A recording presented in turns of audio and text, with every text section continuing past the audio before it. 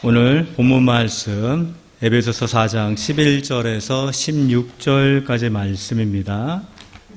에베소서 4장 11절에서 16절 신약 313페이지입니다.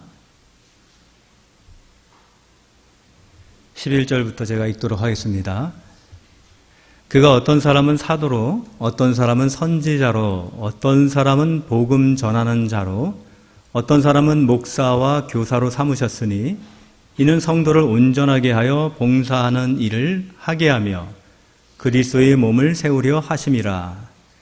우리가 다 하나님의 아들을 믿는 것과 아는 일에 하나가 되어 온전한 사람을 이루어 그리스도의 장성한 분량이 충만한 데까지 이르리니 이는 우리가 이제부터 어린아이가 되지 아니하여 사람의 속임수와 간사한 유혹에 빠져 온갖 교훈의 풍주에 밀려 유동하지 않게 하려 함이라. 오직 사랑 안에서 참된 것을 하여 범사에 그에게까지 자랄지라. 그는 머리니 곧 그리스도라. 그에게서 온몸이 각 마디를 통하여 도움을 받음으로 연결되고 결합되어 각 지체의 분량대로 역사하여 그 몸을 자라게 하며 사랑 안에서 스스로 세우느니라. 아멘. 오늘 말씀은 성숙의 축복이라는 제목으로 전하도록 하겠습니다. 예전 사역지에 있을 때 교회에 이제 여러 차례 이제 행사가 있는데 그 중에 이제 기억나는 행사가 뭐냐면 겨울에 이제 김장을 담그잖아요. 교회에서 이제 김장을 담가요.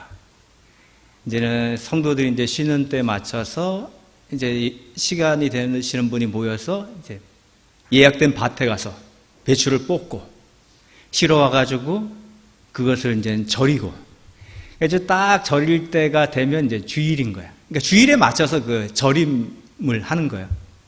그래서 딱 다 절여 놓으면은 이제 주일날 오전 예배가 딱 끝나고 성도들이 딱 이제 식당으로 내려가면은 배추들이 절인 배추들이 쫙 이제 깔려 있어요. 식탁 위에. 그럼 애들하고 어른하고 거기서 이제 딱 테이블에 서로 이제 줄을 맞춰서 딱 서 있으면은 배추 속이 싹 옵니다. 그러면 각 테이블마다 속을 딱 놔주면은 각 테이블에 있는 사람들이 이제 애들이고 어른이고 이제 속을 갖다 확 묻히는 거예요. 전문가의 손길이 아니라 이 교인들의 손길이 다 묻혀가지고 또 옆에서 이제는 그거를 이제는 재이는 사람이 또 옆에서 딱 하나씩 받아서 재이고, 그럼 딱 끝나면 또 수육을 담당하시는 분이 이제 수육을 딱 잘 걸어 놓으면은 다 끝나고 나서 갓 담근 그 김장과 수육을 먹었던 그런 기억이 납니다. 참 즐겁고 재밌었던 그런 행사였던 것 같아요. 저는 누구보다 이제 김치를 저는 좀 많이 좋아하는 편이에요. 그래서 김치랑 항상 이렇게 밥을 먹는데, 제가 예전에 사회생활 할 때도 이 동료들하고 식사를 할 때 보면 이제 메뉴들이 대체적으로 저희가 먹을 만한 메뉴들은 일반적인 메뉴들, 그 중에 이제 김치찌개, 때로는 묵은지찌개, 때로는 김치찜. 김치찜은 이제 묵은지 가지고 이제 만드는 거예요. 그럼 굉장히 맛있게 먹었던 기억이 나요. 김치찌개도 김치찌개지만 이 묵은지로 한 것은 다른 것보다 더 깊은 맛이 나가지고 진짜 맛있다. 근데 그 묵은지가 되기까지는 굉장히 오랜 시간 땅에 묻히고 숙성돼 가지고 그렇게 우리 식탁에 올라와서 깊은 맛을 내게 되는 거죠. 어떤 분이 이런 말을 합니다. 배추가 김치가 되기까지는 적어도 3번 죽는다. 첫 번째는 배추가 밭에서 뽑힐 때 한 번 죽고, 두 번째는 간치기위해서 배추의 배를 가릴 때 2번째 죽고, 세 번째는 소금을 뿌려서 완전히 숨을 죽인다. 저는 거기다 곁들여가지고 그 숨을 죽여서 만든 김치가 이젠 장독대에 들어가서 땅속에 깊이 묵혀가지고 묵은지가 되면서 저는 완전히 죽는다고 봅니다. 그리고 그것은 그 묵은 만큼 우리에게 깊은 맛을 내게 되죠. 우리에게도 이런 깊은 맛을 느끼게 하는 사람들이 있어요. 뭔가 중심이 있고 다른 사람에 대한 배려가 있고 넉넉함이 있을 때 뭔가 그 사람에게는 기품이 느껴지고 깊게 느껴지는 어떤 성품과 인격이 느껴질 때가 있습니다. 우리는 그럴 때 이렇게 얘기하죠. 참 멋있다. 매력 있다. 외모적인 것이 아니라 뭔가 내면에서 풍기는 그런 매력들을 우리는 느끼게 됩니다. 그 사람의 인격과 성품에 대해서 느끼는 거죠. 그리스도인이 된다는 것이 이런 것이라고 봅니다. 점점 더 멋스러운 사람으로 변해가는 것. 나 예수 믿어, 예수 믿어. 이것에서 끝나는 것이 아니라 그 예수 믿음이 나의 삶 속에서 풍기고 배어서 사람들에게 그것이 나타나는 것. 이런 멋스러운 사람으로 변해가는 것이 바로 그리스도인이라고 봅니다. 오늘 본문은 우리가 어떻게 그런 멋스러운 사람으로 변해갈 것인가에 대해서 보려고 합니다. 자, 주님은 성도들에게 구원이라는 특별한 선물뿐만 아니라 각종 은사를 통해서 성도들을 통해서 이제 교회가 자라나고 성장하게 하셨습니다. 우리가 개인적으로 자랄 뿐만 아니라 그리고 우리 지체들이 함께 어우러져서 교회는 성장하고 성숙되고 자라는 것이에요. 생명이 있는 것은 자라는 것이에요. 예수 그리스도의 생명이 있다는 것은 멈춤이 아니라 자라남입니다. 우리가 예수로 구원을 얻었다는 것은 거기서 멈추는 것이 아니라 무엇인가 변화가 일어나고 자라나는 것을 말하는 것이에요. 오늘 본문은 우리가 어린아이와 같은 신앙에서 멈추지 말고 장성하도록 자라기를 권고합니다. 그러기 위해서 세상의 여러 가지에 휘청거리지 말고 온전히 그 자라남을 향해서 그리스도의 장성한 분량까지 자라나라고 하면서 그 방법까지 우리에게 알려주고 있어요. 두 아들이 어머니의 사랑을 받으며 자라고 있었어요. 하나는 7살, 하나는 5살. 근데 이 아이들이 나름대로 어머니의 생신이 다가오니까 엄마한테 이제 선물을 좀 해야겠다. 큰 맘 먹고 이 아이들이 한 푼 두 푼 모은 이 저금 통장을 깨버립니다. 그걸 깨가지고 들고서 이제는 백화점에 형이랑 동생이랑 같이 가는 거예요. 그래서 7살짜리 이 형아는 엄마가 아침마다 입술에 바르는 그것을 알고 있었어요. 아, 저거 엄마한테 필요한 거구나. 그래서 화장품 코너에 가가지고 그 루즈라는 것을 이제 딱 삽니다. 이제 엄마한테 주려고. 근데 이 5살짜리 꼬마 동생은 아, 내가 정말로 좋아하는 것을 엄마도 좋아할 거야 생각을 하고 이 아이는 아주 좋고 마음에 드는 장난감을 사가지고 엄마한테 선물을 합니다. 2살 차이지만 이 차이가 무엇일까요? 하나는 좀 더 성숙하고 하나는 좀 더 미숙했다는 거예요. 미숙한 사람들의 특징은요, 자기 중심적으로 생각한다라는 것이죠. 자기 중심적으로 생각하고 자기 중심적으로 사랑하다 보니까 자기가 좋아하는 것을 엄마도 좋아할 것이라고 생각하고 그 장난감을 내는 것이죠. 오늘 본문에서도요, 미숙한 자의 모습에 대해서 자세히 설명합니다. 첫 번째는요, 유혹에 빠진다라는 거예요. 미숙한 자들은요. 성숙한 자는 유혹에 덜 빠집니다. 미숙한 자는 그래서 항상 위험에 널려 있어요. 모든 환경이 그에게 위험해요. 지금은 이 물자가 풍요로워서 그런 일이 없지만 예전에 이제 풍요롭지 않을 때, 아이들에게 간식거리가 많지 않을 때는요, 그때는 이 사탕 하나도 귀한 것이었어요. 그래서 그 사탕 하나에도 유괴범을 쫓아가고 낯선 사람을 쫓아가고 또 아이들이 좋아하는 장난감에도 아이들이 쫓아가는 일이 벌어졌습니다. 유혹이 약한 것이죠. 두 번째, 미숙한 자의 모습의 본문에서는 세상 풍조에 밀려 요동한다라고 그래요. 세상 풍조라는 것은 유행을 따르는 것이에요. 그래서 놀러 다니기 좋아하고 세상적인 것에 항상 매력을 느끼는 것, 그래서 세상 유혹에 끌려가는 것, 이것이 미숙한 것이야. 요동치는 것이죠. 중심을 못 잡는 것이죠.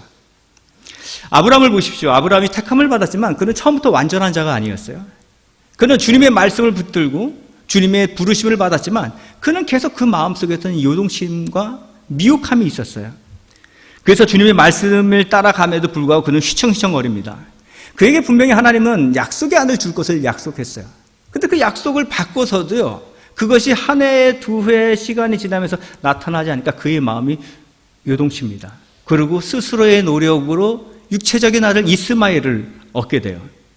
자신의 생각과 주님의 뜻 사이에서 계속 휘청거리는 거예요. 하나님이 그때 아브라함에게 나타나서 그를 책망합니다. 창세기 17장 1절에 아브라함이 99세 때 여호와께서 아브라함에게 나타나서 그에게 이르시되 나는 전능한 하나님이라 너는 내 앞에서 행하여 완전하라. 휘둘리지 말고 요동치지 말라는 것이에요. 그 후에 아브라함이 이제 이삭을 얻고서 모리아 산에 번제로 바칠 때 그때 비로소 하나님의 말씀을 그 중심에 뒀는데 그때 하나님께서 아브라함에게 말씀하십니다. 이제야 네가 나를 사랑하는 줄 알았다. 너를 통해서 메시아가 네 후손을 통해서 나타나게 하겠다라고 약속을 합니다. 그전에는 휘둘릴 때는 이런 약속을 주시지 않다가 그가 마음의 중심을 잡자 메시아가 나올 것을 약속해 주신 것이죠.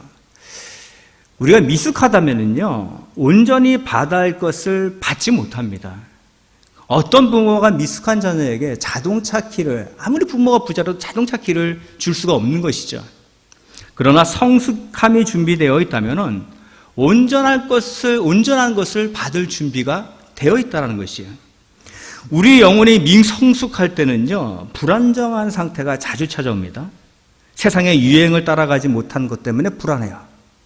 저 사람은 저렇게 살고 있는데, 저 사람은 저런 것들을 소유하고 있는데, 나도 저것을 같이 소유해야지. 소유하지 못한 것에 불안해지기 시작해요. 뭔가 뒤처진 것 같은 생각에 우리의 마음이 조급해집니다. 영혼이 성숙하지 못해서 세상적인 삶의 방식과 그 가치관에 내 마음을 쉽게 빼앗겨버리기 때문에 나타나는 현상이에요. 그래서 우리가 미성숙하다면요, 온전한 것이 채워지지 못하고 또한 온전한 것이 채워지지 못하도록 방해하는 것에 계속 휘둘리게 되는 거예요. 그러므로 하나님께서 우리에게 맡겨주신 귀한 것들을 이루지 못할 뿐만 아니라 내 좁은 소견 안에서 하나님이 주신 은혜들을 평가함으로 하나님이 주신 것을 온전히 받아 누리지 못하는 단계에 이른다는 거죠. 왜 우리가 자라나야 될까요? 왜 우리가 성숙해야 될까요? 방해 세력이 있기 때문입니다. 우리가 택함을 받고 끝나는 것이 아니라 택함 받아서 우리가 이르러야 될 축복의 온전한 자리까지 가는데 방해하는 것들이 있기 때문이에요. 그런 것들에 휘둘리지 않으려면 성숙해야 된다는 것이에요. 미숙하면요, 요동치고 한눈을 팔게 됩니다. 장성해야만 세상 풍조에 휘둘리지 않고 간사한 유혹에 넘어가지 않기 때문입니다. 성숙할 것을 사모하시기 바랍니다. 성숙할 때 그에 걸맞는 것을 우리가 누리게 되는 거예요. 이 걸맞는 것이라는 것은 우리가 보이는 세상의 가시적이고 물리적인 것을 포함하긴 하지만 그것은 아주 작은 부분, 더 큰 보이지 않는 그러나 정말로 가치 있는 것을 우리가 받아 누리게 된다는 것입니다. 오늘 15절에 보니까 이렇게 나옵니다. 오직 사랑 안에서 참된 것을 하여 범사에 그에게까지 자랄지라. 그는 머리니 곧 그리스도라. 자라남에 대한 비결이 나와요. 근데 그 시작을 뭐로 합니까? 오직으로 시작해요. 자라남에 대한 비결이 몇 가지가 있는 것이 아니라 오직이란 단어는 하나라는 걸 얘기하는 거예요. 자라남에 대한 비결. 그것이 바로 오늘 이 원문, 사랑 안에서 참된 것을 하여를 원문으로 그대로 번역하면 사랑 안에서 진리를 붙잡을 때 그에게까지 자란다라는 겁니다. 이 15절 앞에 뭐라고 나옵니까? 14절에 보니까 사람의 속임수와 간사한 유혹에 빠지지 않고 모든 엉터리 교훈의 풍조에 이리 밀리고 저리 밀리고 하지 않기 위해서 오늘 15절 진리를 붙잡아야 합니다. 그럴 때 자람으로 인해서 흔들리지 않습니다 라고 얘기하는 거예요. 미숙함에 대한 해결 방법을 지금 우리에게 알려주고 있는 거예요. 자, 사랑 안에서 진리를 붙잡는다. 진리가 무엇입니까? 진리는 우리는 너무나 잘 알고 있어요. 내가 곧 길이요 진리요 생명이라 말씀하신 예수 그리스도입니다. 그 예수 그리스도가 진리이시며 그분이 하신 말씀이 진리요, 우리가 그 말씀을 붙잡을 때 우리는 진리를 붙잡는 것이고 진리를 행하는 것이에요. 그래서 성경에 기록된 말씀은 다 진리예요. 성경은 예수 그리스도를 가리키고 있기 때문에 오늘 본문에서 너희가 모든 풍조에 밀려 요동하지 않을 수 있는 영적 성인이 되기 위해서 오직 진리를 붙잡으라. 주님의 말씀을 믿고 고백하고 행하라고 얘기하는 거죠. 디모데후서 1장 13절과 14절은 이렇게 말합니다. 너는 그리스도 예수 안에 있는 믿음과 사랑으로서 내게 들은 바 바른 말을 본받아 지키고 우리 안에 거하시는 성령으로 말미암아 너에게 부탁한 아름다운 것을 지키라. 바울은 교회를 개척하기 위해서 복음을 전했습니다. 메시지를 전했어요. 메시지를 전한 것을 여기에 담아둘 수 있습니다. 근데 그것으로 멈추라는 거 아니에요. 그것을 지켜 행하라라는 거예요. 요새는 이 말씀이 홍수라고 그래요. 뭔가 머리에는 많이 들어와 있어요. 근데 이게 한 줄을 이렇게 점검해 보면 뭐를 지켰지? 내가 뭐를 지키기 위해서 내 뜻과 반대되는 하나님의 뜻을 내가 이루기 위해서 싸웠지? 를 점검해 보면 증거는 많은데 전에보다 점점 지식은 높아지는데 지킴이 없는 거예요. 이게 우리의 그런 연약함이 현대시대의 약점이죠. 바울은 성도들에게 복음을 전하고 메시지를 전할 뿐만 아니라 그것을 지키라라고 말씀하시는 거예요. 열심히 그것을 믿고 행동으로 옮기라. 성도의 자라남과 성숙의 원리는 바로 말씀을 지키는 것을 전제하고 있습니다. 그래서 그렇게 자라나는데 그 목표 지점이 어디입니까? 15절에 보니까 그에게까지 자랄지라. 그는 머리니 곧 그리스도라. 그리스도에게까지 자라고 하는 거예요. 우리는 완전할 수는 없어요. 완전할 수는 없지만 우리가 계속 자라나면 우리에게 그리스도의 인격과 그리스도의 성품들이 우리에게 드러난다는 것입니다. 그래서 우리가 신앙생활을 이렇게 오래 하다가 내가 좀 성숙했네라고 느낄 때는 내 성품이 전에보다 막 혈기가 앞서지 않을 때 그걸 느낄 때가 있어요. 내가 좀 마음에 너그러움이 있는 걸 내가 발견할 때 전에보다 달라졌어. 그리스도의 성품들이 조금씩 우리의 삶에서 나타나는 거죠. 그 전에 어떤 일이 있었겠습니까? 내가 지켜내기 위해서 영적 싸움과 애씀이 있었다는 거예요. 우리가 주의 말씀을 행함으로 이렇게 자라게 되는데, 그럼 우리가 주의 말씀을 행할 때 어떻게 이렇게 자라나는가? 그 내부적인 원리, 메커니즘, 작동 원리는 무엇인가? 16절에 보니까 그에게서 온몸이 각 마디를 통하여 도움을 받음으로 연결되어 결합되어 각 지체의 분량대로 역사하여 그 몸을 자라게 하며 사랑 안에서 스스로 세우니라.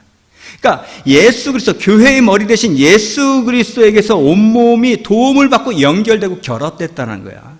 물리적으로 우리는 전혀 결합돼 보이지 않습니다. 그러나 보이지 않게 주님과 우리는 결합됐다는 거예요. 성도와 성도 간에도 연합이 되어서 각 지체들이지만 이 지체들이 연합이 되어서 한 몸을 이룬다는 거예요. 생명의 원천은 예수 그리스도께 있습니다. 그분께로부터 생명이 우리에게 오고 그분께로부터 에너지가 오고 그분께로부터 우리에게 힘이 공급되는 거예요. 그래서 교회는요, 자라날 수밖에 없는 거예요. 생명이 있는 곳은 분명히 자라남이 발생이 됩니다. 그런데 오늘 본문에 보니까 마디를 통하여 공급되고, 이 마디라는 것이 헬라어 헤페라는 단어를 쓰는데 이것은 끈, 심줄이라는 거예요. 그러니까 보이지 않는 끈에 의해서, 눈에는 안 보이지만 주님이 우리에게 필요한 것들을 그 공급 통로를 통해서 우리에게 공급해 주신다라는 것을 얘기하고 있습니다. 우리는 그렇게 모두가 그리스도와 생명을 공급받는 끈으로 연결되어 있고, 성도 간에도 성도끼리 이렇게 보이지 않게 연결이 되어 있다는 거예요. 그래서 이 각 지체가 자기 분량대로 자기의 자리에서 열심히 서로 간에 협력하고 조화를 이루어야 되는 거죠. 그럴 때 자라난다는 거야. 그래서 저는 이 성경을 보면서 무슨 생각을 하는가 하면, 나홀로 신앙. 요새 방송 틀면 기독교 방송, 설교 방송 얼마나 많습니까? 넘쳐나잖아요. 그걸로 예배를 드린다? 물론 그걸로 예배를 드릴 수는 있어요. 근데 자라남이 없다는 거죠. 성도 간에 서로 간에 무엇이 있어서 말씀을 실천하고 해야 되는데 그런 게 없는 거예요. 혼자서 신앙하는 것. 오늘 16절 말미에 보니까 스스로 선다라고 얘기하고 있어요. 분명 하나님께서 자라게 하십니다. 자라게 하시는 분은 하나님이십니다. 심는 사람은 누구예요? 우리예요. 물 주는 이는 누구예요? 우리예요. 자라게 하시는 이는 주님이시지만 우리에게 어떤 역할과 몫이 있다는 거예요. 그 몫이라는 것은 서로를 향해서 주님의 뜻을 행하고 마음을 쓰고 애를 쓰는 것이 바로 우리의 몫이라는 것입니다. 우리의 몫을 해내기 위해서 어떤 일들이 벌어질까요? 마음이 상하는 일이 벌어지죠. 좋은 게 항상 좋지 않잖아요. 저 사람하고 마음이 틀어졌어요. 사랑이 됩니까? 안 되죠. 저 사람이 나를 상처받게 했어요. 용서가 될까요? 안 되죠. 세상적 방식은 이럴 때 좀 화끈하게 복수를 해가지고 내가 이런 사람인데 이렇게 좀 보여주고 싶은 것이 사람의 죄성을 가진 사람들의 심리입니다. 근데 이럴 때 이제 우리의 싸움이 일어나는 거예요. 주님은 이럴 때 이렇게 하지 말라고 그랬는데, 나는 이렇게 해야지 통쾌할 것 같은데. 그때 우리의 애씀이 어디서 나타납니까? 주님의 말씀을 실천하려고 하는데 우리의 노력과 애씀이 나타나는 거예요. 내 뜻과 다를지라도 더 두고 보면서 좋은 합의점을 찾기 위해 노력하려고 애쓰는 것. 마음이 상하게 했지만 저 사람을 용서하기 위해 손 내밀기 위해서 내 마음이 다잡아지고 애쓰는 것. 이것이 우리의 몫이라는 것입니다. 고난이 무엇이겠습니까? 내 뜻과 다른 상황들, 다른 사람들을 대하고 만나는 거예요. 자, 그러면 상황과 어려운 문제도 고난이겠지만 사람과의 갈등, 대립 이런 것 또한 고난이고 시련입니다. 그리고 성도들에게는 그것이 반드시 나타나요. 내가 아무리 선하게 살아도 하나님은 그 상황을 허락한다는 거예요, 우리에게. 그러나 그런 것들을 회피하고 도망가지 마시기 바랍니다. 마주 대하고 대면하세요. 그리고 주님을 붙잡으세요. 그리고 그 상황 속에서 주님의 뜻을 행하려고 하세요. 왜요? 그때 자라나기 때문입니다. 그때 주님이 주시는 영적 양분이 공급되기 때문이에요. 우리는 바로 그때 비로소 자라나는 거예요. 성숙이라는 것이 무엇일까요? 우리가 자라나는 것이 자란다는 게 도대체 그럼 무엇일까요? 좀 더 어른스럽고 좀 품위가 있어 보이는 그런 것일까요? 자라난다는 것은 가치 기준의 시선이 높아지는 것입니다. 내가 저 정도의 가치 기준을 뒀던 것이 나의 시선이 높아져서 눈높이가 높아져서 나의 가치 기준이 이제는 저 정도가 아니라 이 정도에 머물게 되는 거예요. 제가 어린 시절에 최고의 초등학교 시절을 돌이켜보면 나의 최고의 보물은 무엇이었을까? 아, 구슬과 딱지였다. 그때는 애들한테 딱지를 따고 구슬을 땄을 때 그렇게 기뻤어요. 그럼 그것을 상자에다 탁 넣어가지고 책상 밑에 딱, 그리고 그거를 꺼내보면서 뿌듯했어요. 아, 오늘도 이만큼 땄구나. 그리고 상심했을 때는 내가 쟤한테 오늘 많이 잃었어. 꼭 복수를 해줘야지. 그 잃었을 때는 굉장히 마음이 상해가지고 집에 들어옵니다. 저에겐 그것이 보물단지였어요. 그러나 지금은 그것을 갖고 있지 않습니다. 제가 막 그것을 갖다가 버리려고 애썼을까요? 아니요. 제 가치 기준이 그 정도 수준에서 높아졌을 뿐이에요. 그리고 제 가치 기준이 높아진 만큼 다른 것에 관심이 옮겨지면서 그것은 제게서 멀어졌을 뿐입니다. 어느 땐가 그 구슬과 딱지의 가치를 못 느낀 것이죠. 제가 만약에 타임머신을 타고 이 상태에서 이 정도의 지금 성숙의 상태에서 초등학교로 간다면 저는 이렇게 할 것 같아요. 애들이 구슬과 딱지를 막 따버릴 수 있을 것 같아요. 지금 어떻게 하면 잘 따는지를 좀 알아요. 그때는 마음이 쫄려가지고, 세상 말로 쫄려가지고 과감히 이렇게 못했는데 지금은 좀 할 수 있을 것 같아요. 그렇게 해서 아이들이 구슬과 딱지를 다 따버리고 나면 아이들은 아마 낙심할 거예요. 기분이 굉장히 안 좋을 거예요. 그렇지만 저는 그걸 다 딴 것을 애들한테 풀어버릴 수 있을 것 같아요. 야, 가져. 야, 너 이만큼 손해봤지? 너 가져. 그럼 아이들이 막 기뻐할 것 같아요. 다 잃었는데 이제는 상심해서 집에 가야 되는데 다시 주니까 얼마나 기쁘겠어요. 어린 시절에는 근데 그것이 안 됩니다. 미숙하기 때문에. 그것을 갖는 것에, 그 소유한 것에 가치를 두기 때문에. 그러나 성숙한 뒤에는요, 나눠주는 것이 가능해요. 이유는 성숙한 사람에게 가치는 단지 소유하는 것에 있는 것이 아니라 다른 이들과 함께 기뻐하는 그것이 내게 더 높은 가치를 두기 때문에 그 나눠줌이 가능한 것이죠. 이처럼 성숙은요, 우리의 가치 기준의 수준을 높여버립니다. 전에는 이 정도의 낮은 기준의 시선이 머물렀다면 성숙될수록 높은 가치 기준에 우리의 시선과 우리의 관심이 가 있게 돼요. 성경에서 이렇게 가치 기준이 높아진 사람들의 모습이 나오는데 그 중에 한 명이 바로 바울입니다. 바울의 가치 기준이 얼마나 높아졌는지 한번 보겠습니다. 빌립보서 3장 8절 말씀입니다. 또한 모든 것을 해로 여김은 내 주 그리스도 예수를 아는 지식이 가장 고상하기 때문이라. 내가 그를 위하여 모든 것을 잃어버리고 배설물을 여김은 그리스도를 얻고. 바울은 세상의 모든 유익한 것을 배설물처럼 버리고 예수를 얻기 위해서 그것을 포기했다고 얘기합니다. 그가 가진 게 무엇이기에? 그는 사람들이 부러워하는 명예를 가졌어요. 사람들이 돈 주고 얻고자 하는 좋은 가문과 시민권을 가지고 있었어요. 그는 재산도 있었습니다. 권세도 있었습니다. 그러나 그 가치 있는 것이 어떤 것인지를 깨닫고 나서는 자연스럽게 더 가치 있는 예수 그리스도께로 옮겨지면서 세상에 가치 있다고 여기는 것은 저절로 그의 관심사 밖으로 물러나게 됩니다. 이와 대립되는 사람이 있어요. 마태복음 19장에 보면 한 부자 청년이 예수께 나옵니다. 어떻게 하면 영생을 얻을 수 있습니까? 그러자 예수께서 부자 청년에게 말하죠. 가서 네 소유를 팔아 가난한 자들에게 주라. 그러면 하늘에서 보화가 네게 있으리라. 그리고 와서 나를 따르라. 그랬더니 부자 청년이 어떻게 했을까요? 재물이 많은 것에 근심을 하며 떠나갔습니다. 그는 예수를 보면서요, 진정한 그리스도, 그가 유일한 구원자여 영생의 통로인 것을 몰랐던 거죠. 그 가치를 몰랐던 거죠. 예수를 따른다는 그 가치를. 예수님이 누구신지, 하늘의 보화가 지금 내가 가지고 있는 한시적인 이 보화와 비교될 수 없는 이 가치를 분별하지 못했던 것이에요. 예수님을 인격적으로 만난 사람들은 달라집니다. 사도 바울은 주님을 따름으로요, 자신이 지닌 것을 포기하는 것에 대해서 괴로워. 억울해. 내가 쌓은 것인데. 슬프다. 이렇게 했을까요? 아니, 오히려 그것을 포기하고 예수 그리스도를 따르는 것으로 더 기뻐하고 감사하고 수지 맞는 사람처럼 살았어요. 우리에게 이런 가치 기준의 시선이 높아지기를 바랍니다. 오직 주님을 따름에 갈망하고 기뻐하고 감사하는 사람, 바울. 그것이 바로 예수 그리스도를 만나고 깊이 있게 체험하며 성숙한 자에게 나타나는 현상들인 거예요. 주님을 통해서 진정한 가치를 알았기 때문에 덜 가치 있는 것을 분별해내고 포기할 수가 있었던 거죠. 저는 누구를 만나는 데 있어서 가끔은 이렇게 맛있는 거, 좋아하는 거를 먹는 약속을 할 때가 있어요. 다 맛있지만 그 중에 더 맛있는 거, 그 중에 더 좀 좋은 거 있잖아요. 그러면 제가 어떻게 할까요? 그 전에 속을 비웁니다. 속을 비워서 이 가치 있는 것을 더 먹고 더 내 속에 집어넣기 위해서.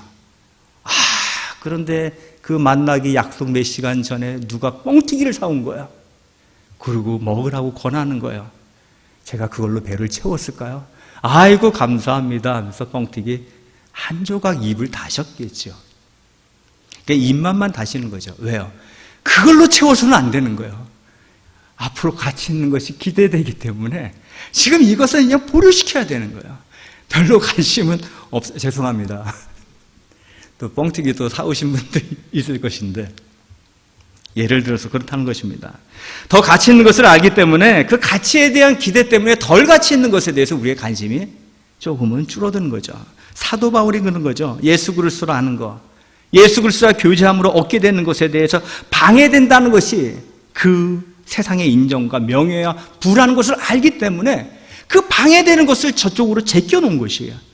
우리도 마찬가지 아닙니까? 천국에 대한 기대가 확실한데 이 천국에 대한 기대를 갖고 있는데 이것을 방해하는 것이 있다면요, 우리는 그것을 저쪽으로 밀어놓으려고 할 것입니다. 그리고 그 천국에 대한 사모함을 더 간직하며 그곳을 향해 가기 위해서 애쓰는 사람이 될 것입니다. 고린도전서 13장 11절에 내가 어렸을 때는 말하는 것이 어린아이와 같고 깨닫는 것이 어린아이와 같고 생각하는 것이 어린아이와 같다가 장성한 사람이 되어서 어린아이의 일을 버렸노라. 버리려고 애쓴 게 아니고요, 장성해지니까 버려진 거예요. 성숙할수록요, 가치 기준의 수준이 높아집니다. 그러므로 육적인 것보다는요, 영적인 것에 대한 사모함과 갈망이 일어나요. 현시적인 것보다 영원한 것에 대한 호기심과 갈망이 일어나게 되는 것입니다. 두 번째로 성숙이라는 것은 마음 근육이 튼튼해지는 거예요. 미스터 코리아 보디빌더 하면서 막 운동한 사람들이 근육을 보여주고 2두 바꾼, 3두 바꾼 막 보여주는 걸 프로를 볼 때가 있지 않습니까? 그러면 그 사람들의 근육을 보면 보통 사람들의 근육이 아니에요. 저도 헬스를 합니다. 이제 당뇨가 있다 보니까 의사가 권하더라고요. 운동을 하셔야 근육이 생겨야 그 근육 속으로 이 당분이 들어가서 이 혈당을 낮춘다라는 거예요. 이 혈당이 높아지면 위험하니까 그렇게 하면 혈당을 낮추는 데 도움이 됩니다. 그래서 근육이 소실되지 않을 만큼 저는 이제 운동을 해요. 근데 운동을 하는데 이 근육이 그러면 어떤 방식으로 우리 몸에 근육이 생기는가 보니까, 이 평소에 쓰는, 우리가 다 근육이 있습니다. 적든 작든. 이 평소에 쓰는 근육에 과부하가 생기잖아요. 평소에는 제가 5kg을 이렇게 좀 넉넉히 들 수 있는데 막 6kg, 7kg를 막 들잖아요. 그럼 또 여기가 막 아픈 거예요. 근육통이 생기고 아픕니다. 그게 왜 아픈가 하면은 이렇게 근육이 힘을 쓸수록 그것이 과부하가 일어날 때는 그 근섬유, 근육을 이루는 얇은 이 섬유결들이 손상이 되고 상처가 생긴대요. 근데 이 손상이 되고 상처가 생긴 때에 몸에 있는 이 세포와 단백질이 그 상처난 곳에 들러붙는데요. 들러붙으면서 이것이 재생하면서 근육이 커지고 튼튼해지는 거예요. 그러니까 내가 상처나고 과부하로 인해서 손상을 입지만 오히려 그것이 나의 근육을 자라게 해줌으로 근육이 커지는 거죠. 이제는 제가 5kg 들다가 6kg로 과부하가 걸렸어요. 이제 이 근육이 커지면 어떻게 됩니까? 예전에 과부하 걸렸던 것이 과부하가 안 걸려요. 6kg를 커튼이 드는 거예요. 감당이 되는 힘이 생기는 것이에요. 우리가 주님의 뜻을 쫓아 행하고 말씀을 따라 행하는 것 힘듭니다. 과부하가 걸려요. 내 식대로 하면 편한데 과부하가 걸리는 거예요. 아픕니다. 미운 사람을 사랑하는 거 너무 고통스러워요. 나를 힘들게 한 사람을 용서하는 거 어려워요. 그러나 힘들고 어렵지만 이 고난의 상황 속에서 주님을 바라보면서 또 주님의 뜻을 기다리면서 이 갈등하는 가운데 나가는 것, 이때 우리의 영적 근육, 마음의 근육이 자라는 거예요. 근육이 자란 원리처럼 아픔과 고난의 상황이 힘들긴 하지만 그럴 때마다 우리가 주님을 붙들고 전보다 더 주님의 말씀대로 실천하려고 살 때 영적 근육이 붙는 거예요. 주님의 영적 양식이 우리에게 그때 공급돼서 우리의 마음의 근육에 들러붙어서 이런 일이 벌어지는 것입니다. 주님과 연결된 성도에게는요, 그때 고난과 가부와 걸린 일상의 양분이 공급됨으로 인해서 우리의 마음의 근육이 커지고 튼실해집니다. 그렇기 때문에 성도들에게 허락된 고난은요, 우리의 마음을 키우기 위한 하나님의 허락하심이에요. 성도들에게 허락된 고난은요, 우리의 시선을 낮은 수준에서 저 높은 수준으로 올리기 위한 하나님의 섭리인 것이에요. 이런 과정을 지날 때 우리는 더 가치 있는 것을 갈망하는 사람으로 변화가 일어납니다. 주님이 이끄시는 축복의 자리까지 가는데 방해되는 것들에 튼실한 마음의 근육이 그것들을 물리치고 요동치 않고 그곳까지 갈 수 있도록 힘을 우리에게 부여해 준다는 것이에요. 그래서 우리는 주님을 붙들고 주님을 신뢰하면서 고난과 어려움을 마주대해야 돼요. 그렇다면 고난이 나를 세울 것이고 시련이 나의 수준을 높이게 된다는 것이에요. 이것이 자라남이고 이것이 성숙입니다. 이럴 때 우리는 더 가치 있는 것을 갈망하게 돼요. 세상이 바라는 그 가치의 수준을 넘어버리는 것이죠. 세상은요, 내게 준 만큼 해주는 것이 그 가치입니다. 그리스도인의 가치는요, 내게 준 만큼이 없음에도 해내는 것, 이 수준에까지 이르는 것이에요. 우리가 자격과 공로가 없음에도 하나님이 우리를 위하여 자신의 아들을 내어준 것 같은 위치에까지 우리의 가치의 수준이 올라간다는 거야. 카프카 부인이 쓴 이 광야의 샘이라는 책에 나오는 얘기입니다. 한 여인이 누에고치를 봤는데 이 나방 누에인데 작은 고치에 이 난 작은 구멍에서 이 꼬치가 나오는 거예요. 이걸 보면서 신기했어요. 아니 누에 나방은 큰데 저 작은 고치에서, 그것도 고치에 뚫린 작은 구멍에서 저 몸을 비집고 들어오는데 신기하다. 근데 어느 날 딱 보니까 또 누에 나방이 그 고치에서 나오는 거예요. 작은 구멍에서 나오는데 안간힘을 쓰면서 막 뻐둥뻐둥거리면서 오랜 시간을 그렇게 애쓰면서 나오는 거예요. 그러니까 이 여인이 보기에는 너무 안쓰러운 거예요. 아무리 곤충이지만 안쓰러운 거예요. 도와주고 싶은 거예요. 그래서 그 작은 구멍에서 나오는 그 누에고치의 구멍을 이렇게 좀 찢어가지고 열어줬어요. 넓게, 나오기 수월하게. 그러니까 애쓰던 방식이 아니라 수월하게 이 누에나방이 나옵니다. 그런데 다른 누에나방은 이 작은 구멍에서 애쓰며 비집고 막 나오는 나방에 비해서 쉽게 나온 나방은 나오기는 쉽게 나왔는데 날려고 하니까 날지를 못하는 거예요. 날개를 몇 번 푸덕푸덕 하지만 실제적으로 날아야 되는데 이 날지 못하고 잠잠해진 거예요. 그에 비해서 작은 구멍으로 힘겹게 나오는 나방은요, 나와가지고 얼마 있다 날개를 푸덕거리면서 이 펄럭이면서 날기 시작하는 것입니다. 왜 그런가 하면요, 본래 이 누에 나방은 작은 구멍에서 나올 때 그 작은 구멍에서 나오려고 애쓰고 바둥거리면서 힘이 길러진다고 그래요. 그 힘이 길러질 때 나방의 날개에 힘이 가해지면서 비로소 나오고 나서는, 나오는 과정은 힘들지만 나오고 나서는 본래대로 나방이 날아가야 되는 그 지점을 향해서 펄럭거리면서 날 수 있게 되는 것이죠. 그에 비해서 편하게 나오긴 했지만 이 고통의 과정을 통과하지 않은 것은 그에 걸맞는 것을 갖추지 못했기 때문에 자신이 날아야 될 그 지점까지 나르지 못하고 제자리에서만 맴도는 것입니다. 단순히 고난과 시련이 우리를 성장시키는 것이 아닙니다. 고난과 시련 가운데 우리가 주님을 바라보고 주님께 나오고 주님의 뜻을 살려고 애쓸 때 그 애씀을 통해서 주님이 주시는 양분이 우리에게 공급됨으로 우리는 성장이 됩니다. 그 양분을 통해서 우리의 시선은 가치 있는 것에 머물게 되고 우리의 마음 근육은 온전한 곳을 향해 가는, 방해받을 수 없는, 방해하는 모든 것을 물리치고 중심을 잡고 가는 그런 힘이 얻어진다는 것이에요. 미숙해져 버린 날개로는 나방구실도 못하고 곤충이 누릴 것을 못 누린 것처럼, 온전하게 성숙된 날개를 가진 나방은 자기가 누릴 것을 온전히 누린 것처럼요, 성도들도 성숙할 때 비로소 우리가 받을 축복을 담아낼 수 있는 힘을 얻게 된다는 것입니다. 고난을 대면하고 갈등을 대면하시기 바랍니다. 그리고 그 가운데 주님의 뜻을 실행하기 위해서 애쓰기 바랍니다. 비록 그 과정은 아프고 힘들지만 그 가운데 주님의 개입하심이 있다는 거예요. 우리에게 그보다 더 할 것을 감당할 힘을 주시고 더 가치 있는 것을 갈망할 마음을 주심으로 세상의 것에 휘둘리는 것이 아니라 더 높은 곳을 향해서, 더 가치 있는 것을 향해서 우리의 열망과 갈망이 불타오르게 된다는 것입니다. 성숙하다는 것은 그 자체로도 멋스러워 보입니다. 이러한 성숙은요, 그에 걸맞는 또한 삶의 축복이 예비되어 있다는 것이에요. 우리가 그것을 기억하면서 때로는 아프지만, 때로는 힘들지만 오직 주님을 바라보며 이 모든 것을 감당함으로 성숙된 자가 누리는 축복의 자리에 모두가 이르시기를 바랍니다. 기도드리겠습니다. 참 좋으신 하나님 아버지 감사합니다. 우리는 아픔을, 우리는 고난을 회피하고 부인하고자만 했습니다.